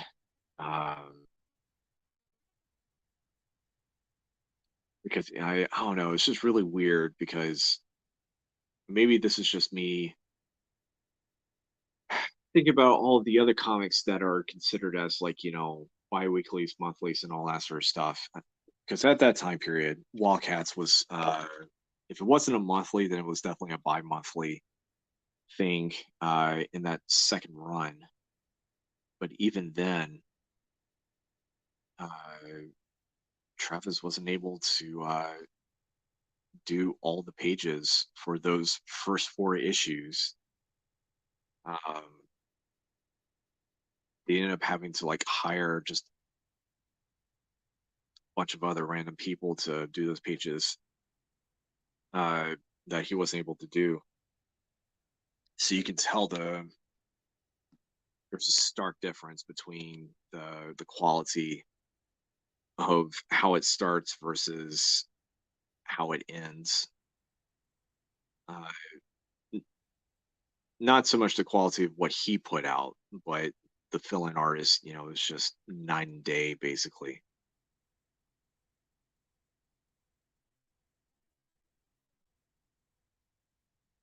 But does not detract from how good the story was for the first four issues of that run. Um, I mean, he was still held on to do the covers for the next several issues, and I think Sean Phillips and Joe Cassidy were doing the rest of the Wildcats for that second run.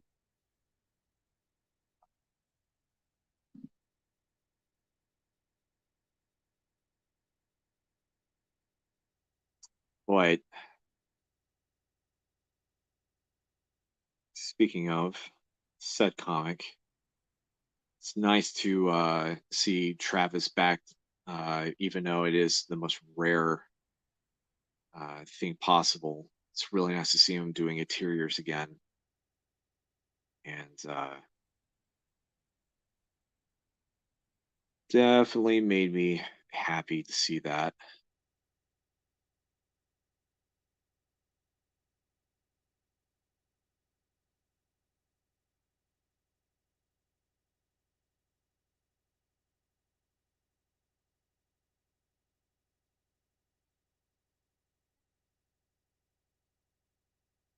But if you are searching for anything regarding Travis's work or previous work, I should say, highly, highly, highly recommend if you just happen to search for anything that he's done. I definitely recommend the Wildcats X-Men run. It's a different artist on each, different artist and writer on each story, but uh, Scott Lobdell did the story. Travis put in maybe 30 pages, I think. It's definitely not a 20-page comic. It feels like it's about 30 pages, but it is absolutely beautiful. It's mostly in this black white sepia type thing. And if there's any color, it's like a sparse color here or sparse color there. It feels like you're reading um, like a monocolored film, but in comic form. Not in the same sense as Frank Miller's Sin City, but It's just what he put in to do that. Plus, there were a couple of pages that in my mind, it's just like, wow, this is awesome. But at the same time, I cannot imagine ever doing the 10 panels in one page. And it's not like a splash page or anything like that. It's just, the whole 9, 10 panel page thing. It drives me nuts just a bit. Because I'm just like, you're not letting it breathe. But at the same time, it's just like, oh man, the sequence alone, beautiful.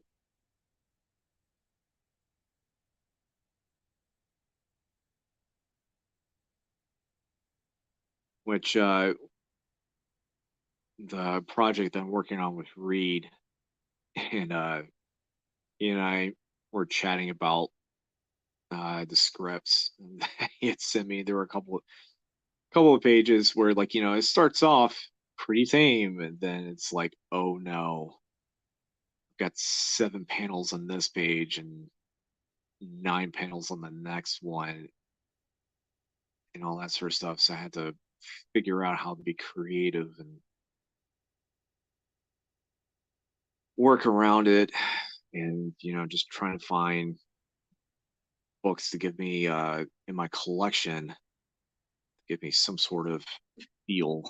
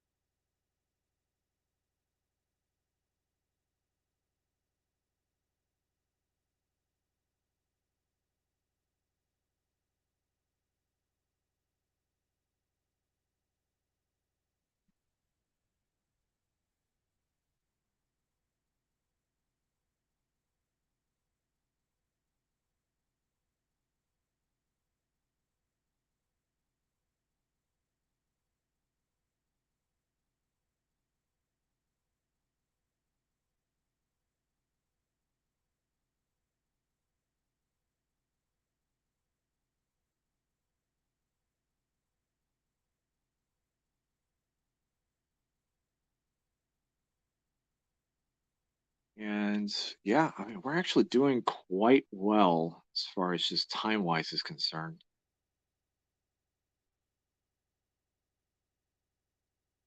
So we're actually getting, I want to say we're probably about at least a good 80% done right now.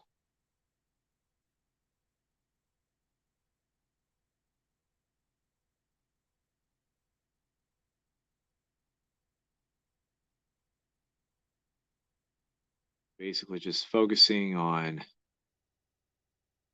getting this line weight in, which going back to the time management thing I was talking about earlier,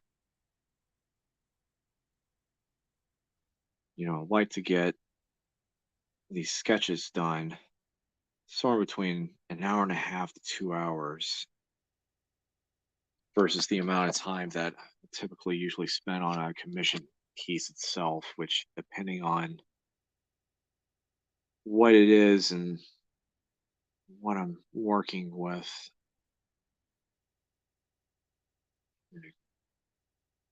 sometimes it could be 10 hours in, sometimes it could end up being about 3 or 4 days. Uh, I don't really like it when I'm having to spend more time than I care to on stuff. But at the same time, I'm also working within, whatever events I have to be at, plus travel time to be at said events and how much time I have to be there. I want to make sure that whoever just happens to come out and see me and get stuff from my table that I want to try and give them enough undivided attention and connect with people while I'm at events.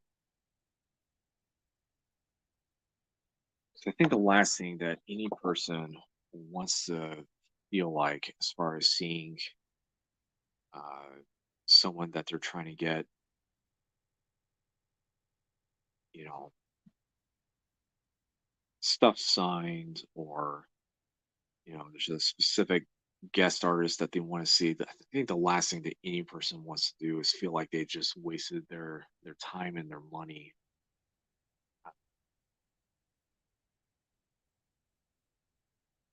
to see, that person.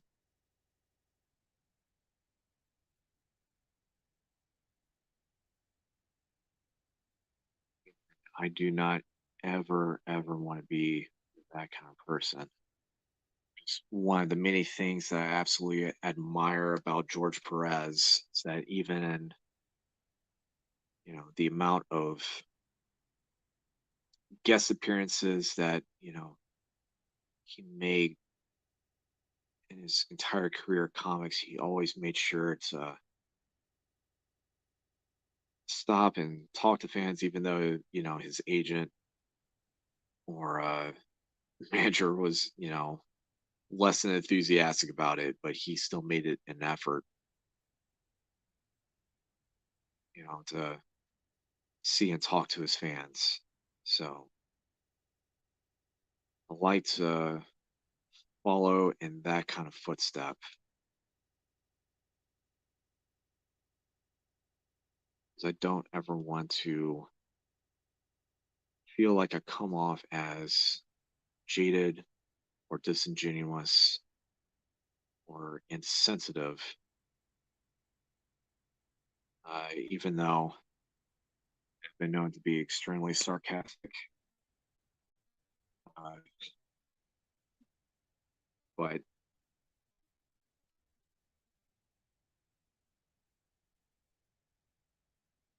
just want to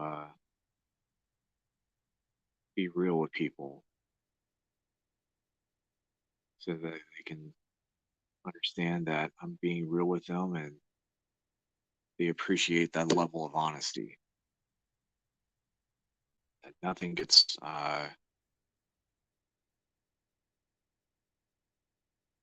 glazed over.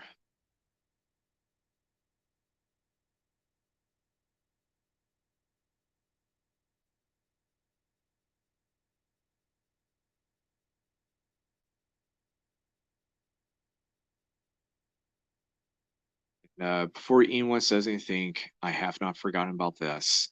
I will get to it, but I would like to get in Goku's hair real quick.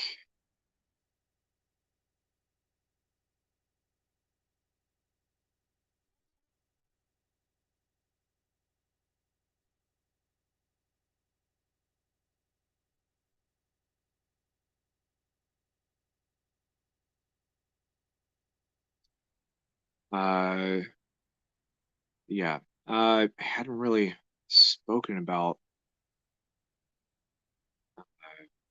the Huntsville Expo at all in this video, which is absolutely amazing. Uh, Definitely the biggest crowd thus far, and there's been some rumor floating about that may have to upgrade next year's to possibly the North Hall instead of the South Hall, uh, which I'm good either way. But Saturday was definitely giving me some flashbacks to day two of Baltimore Comic Con, and the Artist Alley was just nuts. Mainly because of the cosplayers just kind of taking over the Artist Alley and blocking vendors and stuff like that. There really wasn't much of that over in the area that I was in, and I was quite thankful for it. But there were so many people on day two. Makes sense. Day two tends to be a bit on the nuts side of the spectrum of conventions.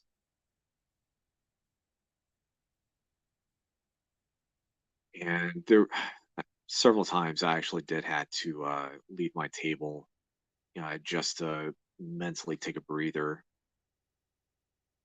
And, check in with several different friends. I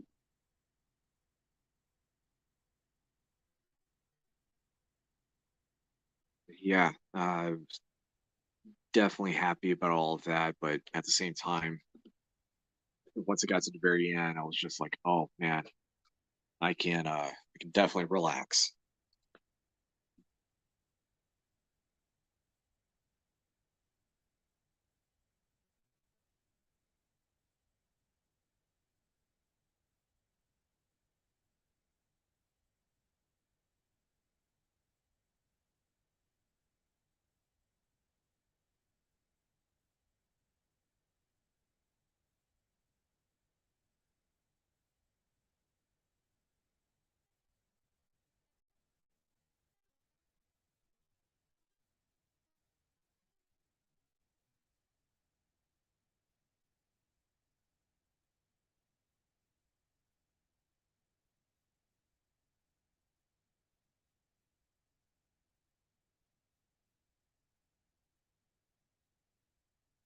Right. Last but not least, doing the sigil. Wait. All right.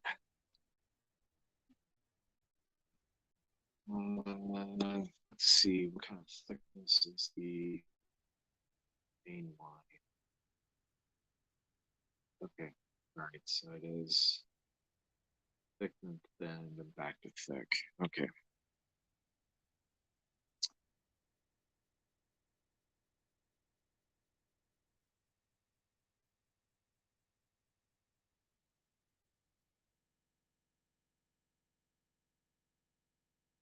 So if you do not feel comfortable about doing spherical shapes, especially if they're, you know, like, a normal circle or more of an ellipsis, they do make stencils for them. Stadler uh, makes several of them in various sizes and shapes. Definitely recommend them. And you can find them basically any uh, major hobby store. And even places like Staples or Office Depot, they also sell them as well.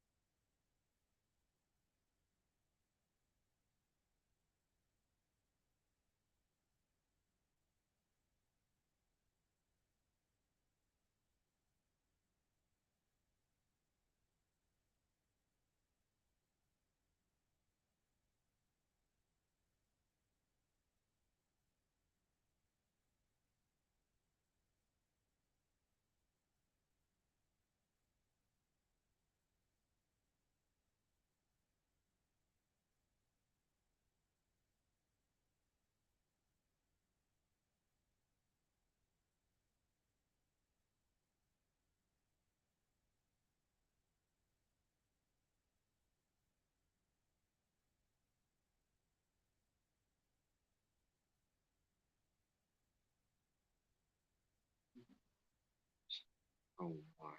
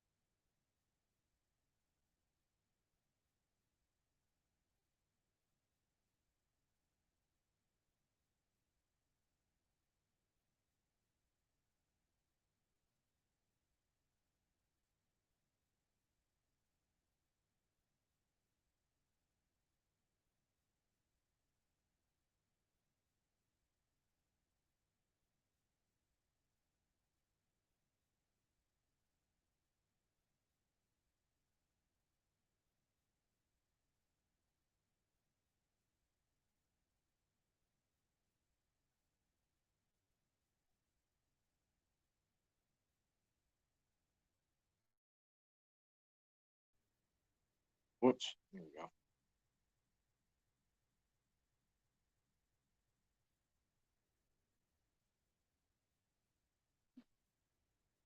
And I'm gonna fill this in real quick.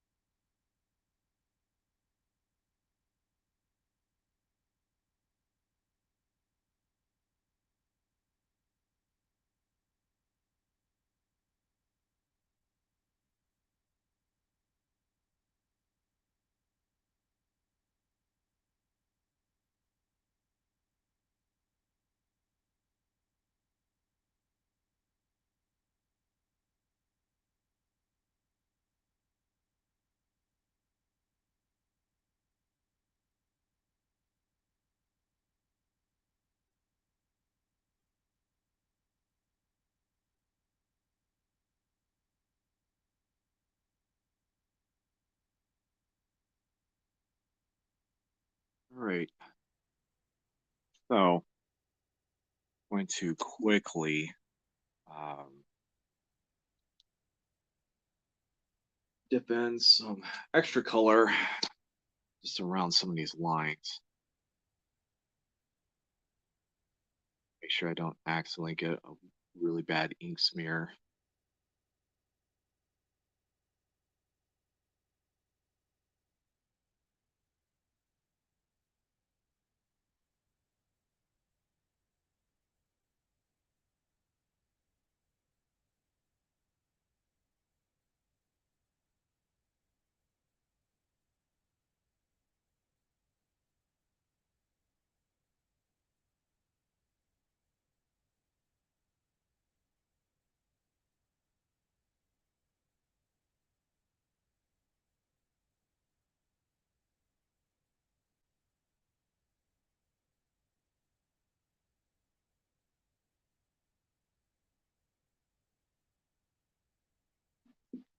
And let's at least I'm going to go back over with the skin tone, or the lightest of the skin tones, I should say.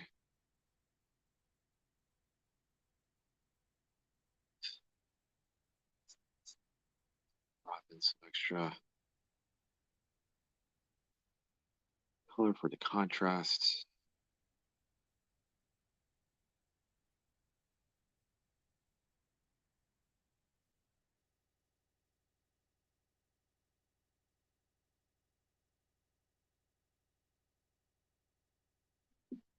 And do some last minute details. But other than that, we are basically complete for this show, which I'm actually super stoked that we were able to get this done today.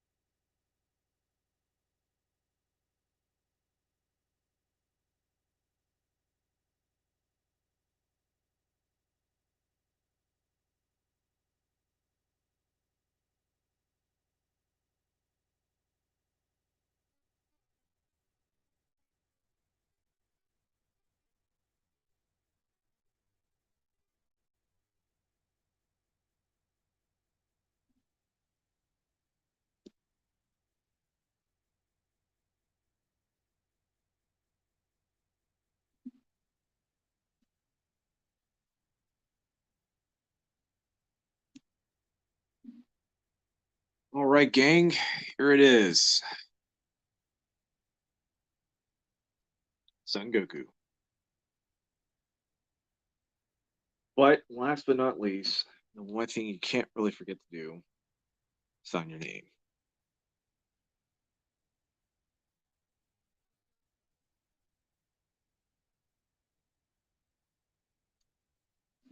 All right. Wow. Not too bad. We definitely did technically kind of get within the 2 hour mark, but I want to thank everyone so far who has been watching this show since the very beginning of us starting at around 7. Uh, yeah, totally happy about all this. Uh, Not sure if I had stated this in this video, but it was stated in a post. But we are back and doing stuff on Sunday nights, and the theme is going to be anime characters for the month of May. So if you're going to see specific characters throughout the month, some of them have already been claimed, some of them have not. So just double checked the prompt picture and see which ones that haven't been claimed. I know for a fact that 2 people are battling over Ryoko from Kill la Kill, so uh, that's going to be fun. Uh, but we're going to end off with the last parts of housekeeping. So Haven Comics, located 1871 Slaughter Road, Suite F in Madison, Alabama. And please remember to like and subscribe. Every like, subscribe, comment, share definitely helps the Haven Comics channel in and of itself. And trust me, it actually does. We do actually look at the logistics and the insights in terms of what we can do to try to engage with you guys better.